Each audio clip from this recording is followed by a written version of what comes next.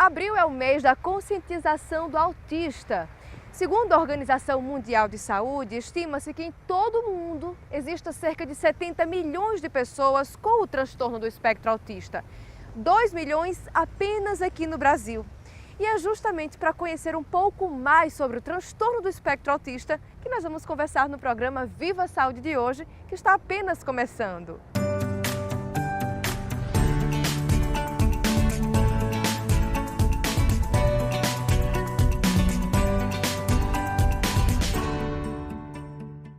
E para compreendermos um pouco mais a respeito do transtorno do espectro autista, nós vamos conversar com a neuropsicóloga Marcele Rodrigues, que está aqui comigo. Marcele, obrigada pela sua participação. Marcele, explica pra gente o que é o transtorno do espectro autista. Porque antigamente a gente só conhecia o autismo e agora vem essa nova nomenclatura. O que é que muda? O que muda é que alguns outros transtornos do neurodesenvolvimento, que têm características semelhantes ao autismo, entraram no mesmo grupo, ou seja, o antigo Asperger, né, conhecido como síndrome de Asperger, ele está enquadrado agora como um autismo mais leve, visto que eles têm as mesmas características comportamentais e sintomáticas também. E, Marcele, quais são os primeiros sinais que os pais devem ficar atentos em relação às crianças para essas síndromes e para esses transtornos? Bem, acho que um dos primeiros momentos que os pais notam algumas diferenças é quando geralmente a criança apresenta algum atraso no desenvolvimento, então já é algum indicativo de que pode ser, mas como a gente pode ver também, nem tudo que parece é de fato autismo, então é bom investigar, né, de forma mais aprofundada. Então, sintomas como isolamento social, como dificuldades para lidar, para controlar alguns impulsos, algumas estereotipias, alguns movimentos repetitivos que a criança apresenta, algumas dificuldades relacionadas à parte sensorial, seletividade alimentar, são alguns dos sintomas que podem ser indicativos de autismo, mas que é importante que se investigue de forma aprofundada para excluir qualquer outra coisa que possa estar acontecendo com a criança. Quando existe uma suspeita de alguns dos transtornos, né, que está no espectro autista, qual é a conduta profissional? O que é que se investiga? Primeiramente, é indicado que os pais levem a criança no neuropediatra, né? Ele vai fazer algumas avaliações com a criança relacionado a exames neurológicos, exames laboratoriais, e em seguida ele vai fazer indicação de uma avaliação neuropsicológica, possivelmente. E a partir dessa avaliação, o neuropsicólogo vai avaliar as coisas que a criança já consegue fazer, o que ela não consegue fazer na idade dela, se está havendo algum atraso de desenvolvimento, se tem algum comportamento característico do transtorno. Marcele, hoje você lida diretamente com, enfim, pessoas que têm, né, que estão dentro dessa classificação. Quais são as maiores dificuldades que elas enfrentam no dia a dia? As maiores dificuldades são a compreensão das outras pessoas, né? O que geralmente dificulta muito a comunicação, né? Então, eles têm uma dificuldade de se comunicar com as pessoas, de expressar como se sentem, de até entender o mundo em sua volta. E algumas pessoas ainda não compreendem, né? Então acham estranho o comportamento, acham diferenciado. Então acho que uma grande barreira é muito o preconceito, a dificuldade das pessoas entenderem que existem pessoas que são atípicas, que não são iguais a todo mundo, mas que nem por isso elas deixam de ter certas capacidades. Né? Depende muito também do grau, né? Enfim, do saber lidar com essa pessoa, seja na escola, seja em qualquer ambiente. Existe uma dificuldade muito grande e até falta de conhecimento mesmo. Né? Eu acho que é importante que seja difundido esse tema para que as pessoas tenham um conhecimento mais aprofundado e saibam lidar com as dificuldades dessa pessoa também. E o que a gente observa é que está aumentando o número de pessoas que fazem parte do espectro autista. No mundo inteiro, 70 milhões de pessoas. No Brasil, 2 milhões, de acordo com a Organização Mundial de Saúde. É muita gente. Então, é importante que as pessoas abram um pouco mais a cabeça para compreender melhor essa condição e também auxiliar, ajudar, né, ao próximo, porque justamente esse comportamento de você não compreender o outro, de criticar o outro, isso acaba também piorando uma situação que já é difícil, né, na maioria das vezes. Exatamente, não é porque ele tem dificuldade de comunicação e prefere muitas vezes estar sozinho a estar, né, tendo alguma interação com alguém que eles não sentem, que eles não percebem o ambiente que os rodeiam, como as pessoas se comportam, como as pessoas reagem diante dos comportamentos delas, né? Então elas têm essa dificuldade, mas elas conseguem compreender, elas conseguem sentir que as coisas não estão indo bem, que as pessoas não a aceitam, que as pessoas a rejeitam. Então eles têm essa percepção, né? Apesar de não parecer, mas eles têm essa percepção, né? De que as pessoas estão tratando eles de forma diferente. Pois é preciso aceitar isso, compreender isso. Talvez não demonstrem, mas certamente sentem aquilo, né? Provavelmente. E aí é preciso tratar com todo cuidado. E aí eu observo também relatos, inclusive de mães, muitas mães, que têm dificuldades até para colocar um filho na escola. Exatamente. Né? É importante que uma criança com autismo, ela frequente a escola regular? É importante? Acredito que sim. Né? Eu vejo isso como algo muito importante, tá? Para ela poder modelar os comportamentos dela. Né? Através da interação social, ela vai conseguindo entender algumas regras, por mais que ela não compreenda de forma abstrata essas regras, mas ela vai compreender que as regras existem e que ela tem que se comportar de forma adequada em determinados ambientes. Então, o fato dela estar com pessoas típicas, né, diferentes dela, faz com que ela desenvolva essas habilidades sociais, o que é muito importante para que ela consiga ter mais autonomia e independência. A gente sabe que as escolas convencionais, né, de todo o país, na verdade, elas têm ainda uma dificuldade de aceitar aquela criança que tem o autismo, na verdade, de dar o suporte que ela precisa. Muitas, inclusive, até dão o suporte, mas geralmente fica a desejar daquilo que realmente ela precisaria. Mas para além da escola regular, é importante que essa criança ela tenha outro tipo de acompanhamento? É muito importante. A gente sabe que hoje na rede pública as crianças que têm autismo, elas têm direito a um atendimento educacional especializado. Para tanto, existem salas de recurso multifuncional, para que professores se especializem no tema e possam dar suporte a esses alunos. Existem também outras escolas voltadas, né, para uma inclusão maior, mas é importante que eles tenham esse espaço para que eles possam desenvolver habilidades e competências deles que na sala regular às vezes não dá tempo, não é possível, né? Eles têm um tempo diferente, dependendo do grau de comprometimento, então eles têm um ritmo diferente, uma forma de aprendizagem diferenciada, então, para tanto, é importante que se tenha um pouco mais de paciência e que se trabalhe em cima das dificuldades de forma pontual. Quais tipos de profissionais que eles participam da rotina de uma criança que tem o autismo? É o psicólogo, é o neuro? Quais são? Bem, inicialmente, como eu falei, né, o neuropediatra, né, ele é importante nesse processo de identificação, né, dos primeiros passos da investigação. É importante, dependendo do grau de comprometimento, a terapia com fono, psicopedagogo para ajudar, né, na orientação escolar, um psicólogo para lidar com habilidades sociais e questões emocionais e terapia ocupacional também, dependendo se for muito comprometida, é importante que eles desenvolvam algumas habilidades não verbais, né?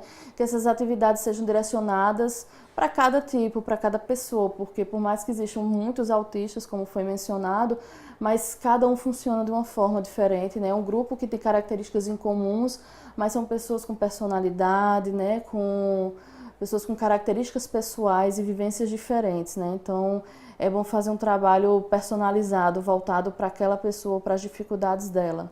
Então, deixa eu ver se eu entendi, Marcelo. Na verdade, então, vai tendo esse acompanhamento bem personalizado e aí esses profissionais conseguem chegar, digamos, a uma melhor linha para que essa criança possa desenvolver melhor a sua potencialidade de comunicação, enfim, dentro daquilo que é possível? Sim. É mais ou menos por aí? A estimulação é importante, né? Não negligenciar e achar que porque ela tem tais limitações, ela não consegue ir mais adiante, né? A estimulação ela é fundamental para que eles consigam desenvolver dificuldades, que eles consigam desenvolver características que só precisam de um tempo a mais, que só precisam de uma repetição a mais para que eles consigam desenvolver. Marcele, como é que entra aí o apoio familiar? A família acaba também, quando recebe o diagnóstico, passando por um momento delicado. Exatamente. É bem difícil esse momento. Queria tanto que você falasse um pouquinho sobre esse momento da descoberta do diagnóstico e também depois, posteriormente, quando as coisas se encaixam, qual a importância aí da família nesse processo? Inicialmente, a família, no processo de investigação, né, fica com aquele receio do filho não ser aquele filho que foi idealizado, daquele filho que eu pensei no futuro para ele de tal forma, que eu idealizei que ele ia alcançar tais objetivos na vida dele, e de fato ele vai ter algumas limitações, ele vai ter dificuldade em fazer amizades, ele vai ter dificuldade na escola, ele vai ter dificuldade de compreender algumas coisas que pra gente é tão simples e para eles, né, não é tão claro assim, não fica tão evidente para eles. Mas, e aí gera esse processo que a gente chama como se fosse um processo de luto, né? Morreu o filho que eu idealizei e agora tem um filho diferente. Aí entra aí uma aceitação. E aí entra o processo de trabalho de aceitação, porque aquele filho com o tempo vai te mostrando que mesmo da forma como ele é uma pessoa, ele tá ali, ele percebe tudo, ele é especial, né? Ele não ignora os teus sentimentos, ele não ignora o que você transmite para ele, mas ele tem a forma dele de demonstrar e de receber, né? Então é um filho que está totalmente diferente do que se imaginou. E quando o processo de aceitação ocorre, até a relação entre pais e filhos fica mais dinâmica, mais saudável para ambas as partes. Ou seja, apesar de todas as dificuldades, não deixa de ser um filho extremamente especial e amado na maioria dos casos. Que bom, né? Olha, gente, pois é, e justamente sobre isso, no próximo bloco nós vamos conversar, nós vamos mostrar, você vai conhecer Antônio, um menino super especial, carinhoso, é o filho da Aline, ele tem autismo, descobriu aos 3 anos de idade, a gente vai contar a história dessa família daqui a pouquinho, após o intervalo, então não sai daí não, fica com a gente, até já!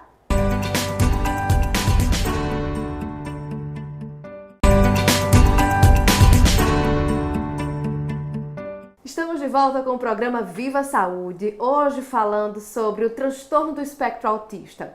Olha, gente, eu fui até a casa da Aline, uma mãe maravilhosa, a mãe de Antônio, um menino super especial. Foi diagnosticado aos 3 anos de idade com autismo e olha, essa família tem uma história linda para nos contar. Então, vamos conferir aí, veja.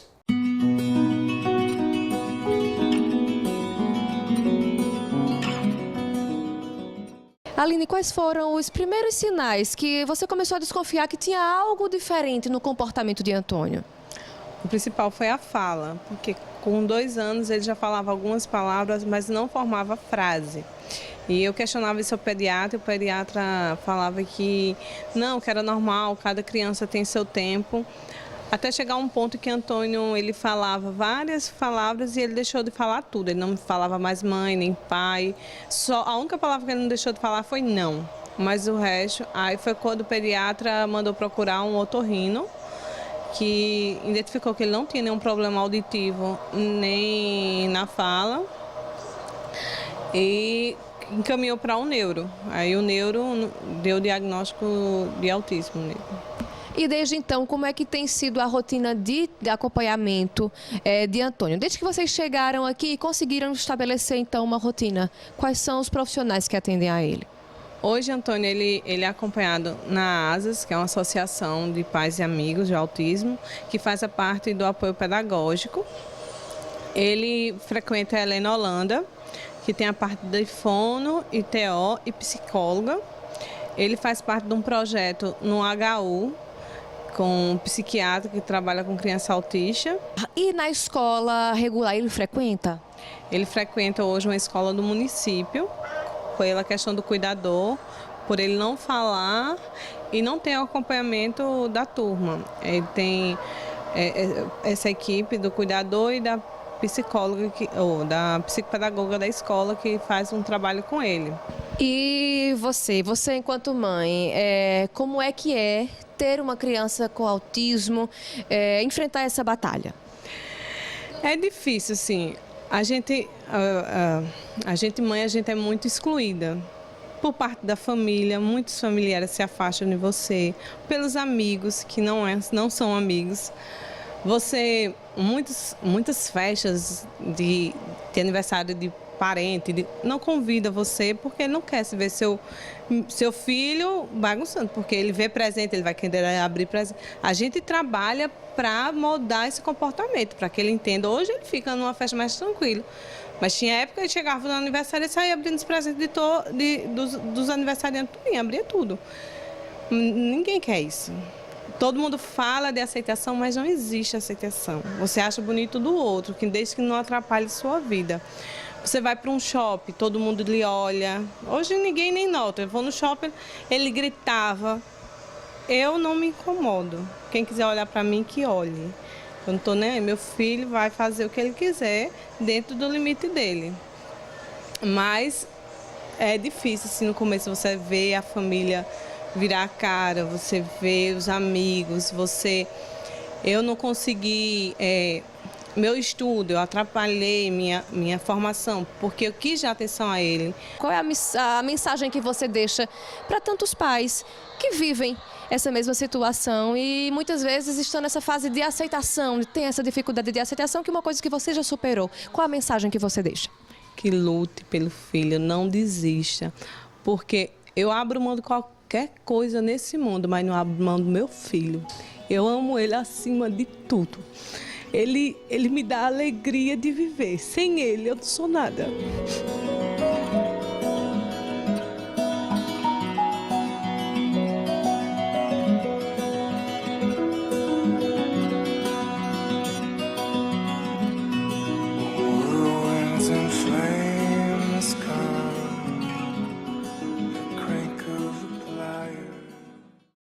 Pois é, não é? Você viu aí que realmente não é fácil receber esse diagnóstico, mas com o tempo tudo se encaixa, a família se encaixa e consegue cuidar bem do filho, que é isso o mais importante, não é mesmo, Marcele? É esse acolhimento da família, porque dentro de casa consegue muitas evoluções. O dia a dia é muito importante para manter o aprendizado dessas crianças e estimulá-los. É importante que uma família tenha toda uma estrutura para poder dar suporte a essa criança, né? Pesquisas mostram que crianças típicas e atípicas, elas desenvolvem melhor quando o ambiente ele é favorável, né? Quando existe uma estimulação, existe aquele carinho, existe o apoio, né? Então as crianças se desenvolvem melhor, elas crescem mais saudáveis e mais inteligentes também. Então é importante que a família desenvolva esse apoio, né? Essa criança desenvolva o suporte necessário para que ela consiga superar as limitações, né, que estão presentes no transtorno. Marcele, é importante que as pessoas com autismo, eles também convivam com outras pessoas com autismo? É importante? É importante que ele conviva com todo tipo de pessoa, né? É importante que ele conviva com pessoas que não têm o transtorno, é importante que ele conviva com pessoas que tenham o transtorno, porque representatividade é uma questão fundamental, né? Eles podem ver em outras crianças, em outras pessoas, características que são comuns a eles e não se sentirem sozinhos nesse processo, né? É interessante até ver que até na mídia agora está se divulgando bastante personagens, filmes de super-heróis e novelas, mostrando alguns personagens com autismo e para os que têm melhor compreensão, eles acham muito importante essa representatividade. Olha, parece comigo, olha, ele é um super-herói, mas ele tem autismo também. Então, para eles é bem interessante, eles se sentem representados de alguma forma. Então, é bom essa convivência, é bom que eles vejam que eles não são únicos, né? Que eles não estão sozinhos aí. Acho que, na verdade, tentar incluí-los de maneira que eles se sintam menos diferentes, mais acolhidos, com os iguais, com os semelhantes, com os diferentes, né? Exatamente. Então, acho que é importante essa convivência, na verdade, para todo mundo. Exatamente. Somos todos iguais, porém diferentes, né? E tem que respeitar as diferenças. Afinal de contas, quem é igual? Exatamente. Olha, gente, em um dos ambientes de convivência que eles convivem com os seus semelhantes, se a gente puder falar assim, são as associações que trabalham diretamente com crianças e adolescentes que têm autismo. E a gente foi conhecer uma delas que trabalha aqui em João Pessoa. Veja aí. Foi há 14 anos, por ter dificuldades em conseguir tratamento para o filho autista, que a médica Lourdes Almeida resolveu criar em João Pessoa a AMA, a Associação de Pais e Amigos dos Autistas.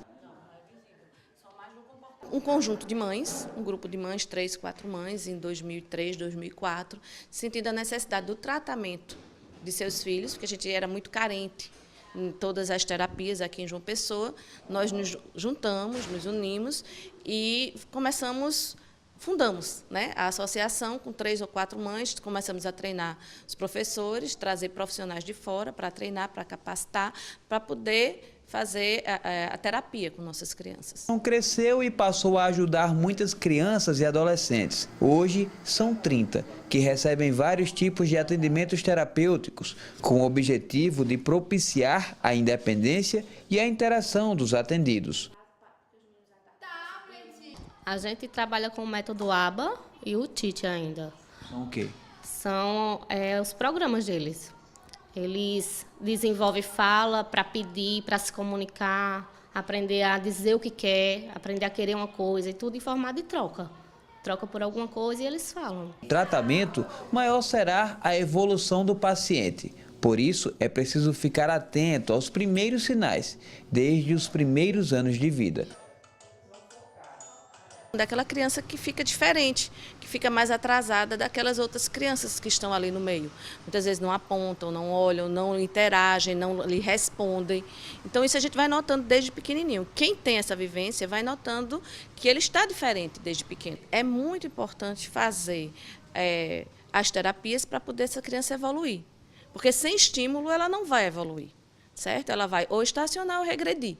Então é muito importante ter o estímulo precoce e adequado. Tá aí, então, você acompanhou o trabalho da AMA, uma das associações que atua aqui em João Pessoa, que faz esse trabalho muito bonito com crianças e com jovens que têm autismo. E é super importante, né, que essas associações dêem esse tipo de suporte, Marcele, às crianças, aos adolescentes e também às famílias. Exatamente, né? Nesses lugares onde as famílias vão encontrar as informações e o apoio necessário para lidar com aquilo que a gente ainda não sabe lidar, né? Então é importante informação, é importante que se troque informação entre as famílias, entre os pais, para que eles possam desenvolver melhor esse acompanhamento. E a gente observa isso, que na verdade as famílias elas vão se cruzando realmente, elas vão se unindo, elas vão buscando apoio umas nas outras para tentar lidar com tudo isso mais facilmente, né? Vai ver no exemplo dos outros, alguns com os graus de comprometimento mais leve, outros com um grau mais avançado de comprometimento, né, com dificuldades até verbais nesse sentido. E é interessante que os pais vejam que eles não estão sozinhos, né, que existem outras famílias que estão lidando com as mesmas dificuldades, com as mesmas limitações, e a partir daí eles vão trocar essas ideias e procurarem juntos a melhor forma de lidar com as dificuldades. Marcela, voltando um pouquinho falando sobre os graus, qual seria, digamos, um grau máximo de autismo? Existe um grau de comprometimento mais severo? Qual seria ele? Geralmente esse grau de comprometimento mais severo, geralmente ele não desenvolve a linguagem, ele tem dificuldades em compreender também, né, a linguagem verbal das outras pessoas, e alguns graus também têm deficiência intelectual associada, né? A gente tem desde do autismo mais funcional, que é aquele autista que ele tem dificuldades na comunicação, algumas dificuldades sensoriais, mas ele consegue se desenvolver bem na escola, ele consegue ter um certo nível de comunicação com as pessoas, verbal e não verbal, mas quanto maior o grau, mais dificuldades a gente vai encontrar, então seja no controle dos impulsos, na comunicação verbal, na dificuldade em lidar com as estereotipias que são, né, mais graves, são mais intensas, então eles têm uma dificuldade maior em se expressar, e as estereotipias elas ganham um espaço muito grande, que é a forma deles expressarem. Então, seja por coisas boas ou ruins, para dizer o que querem, para dizer como se sentem. Então, a dificuldade da comunicação vai aumentando, né? E, portanto, é mais difícil de saber o que está acontecendo, de saber como eles estão se sentindo, né? Então, é importante a gente analisar que existem diversos graus e que existem comprometimentos diferentes, né? Que cada caso é um caso e a gente tem que lidar com eles de forma adequada, de forma mais pontual, né? A gente sabe que não existe uma medicação para o autismo. Existem medicamentos que reduzem alguns sintomas, como ansiedade, como a questão da impulsividade, né, da falta de atenção, mas é importante que se converse com o médico, que se converse com, né, o especialista na área, para que ele possa fazer as melhores indicações, né, através de exames, através de uma investigação aprofundada. As pessoas com Asperger, que é um pouco mais leve, né? Elas podem, digamos, ser inseridas no mercado de trabalho, ter uma vida mais próxima dessa vida cotidiana que se tem? Sim, com certeza, né? Tendo um grau de comprometimento menor, no qual ele consiga desenvolver as potencialidades dele com relação à escolaridade, com relação ao trabalho, sim. Existem muitos no mercado de trabalho que a gente às vezes nem consegue perceber que são, né? Às vezes existem graus tão sutis no autismo que muitas vezes a gente vai perceber por um comportamento ou outro pontual, aquela pessoa que não olha muito nos olhos, aquela pessoa que não conversa com você, não interage de forma mais comum. Então, muitas vezes, tem muitos profissionais aí no mercado de trabalho que são Asperger, né, que tem um grau mais leve do autismo e estão aí desenvolvendo suas potencialidades, constituindo famílias e vivendo normalmente. Pois é, essas pessoas, inclusive, têm um papel social muito importante, né? Aquelas que, inclusive, falam que têm a síndrome de Asperger, por exemplo, ou o autismo, elas têm um papel importante também de quebrar, né? De quebrar com o preconceito, de quebrar com os estereótipos, de quebrar com aquilo que está meio que cristalizado na nossa sociedade, que precisa ser, né, transposto. Exatamente, a ideia de que são pessoas que precisam ser escondidas porque elas não vão desenvolver nada. E na verdade não é isso, né? Elas vão desenvolver, só elas precisam ter oportunidade, a estimulação adequada que elas conseguem desenvolver sim. Muito obrigada a você de casa pela sua companhia, por estar aqui conosco no programa Viva Saúde. Lembre-se, esse programa é feito para você, é feito para sua família, para sua saúde, para cuidar melhor da sua saúde. Portanto, não esqueça que semana que vem a gente tem nosso encontro marcado aqui na TV Assembleia. Fique com a gente, até a próxima!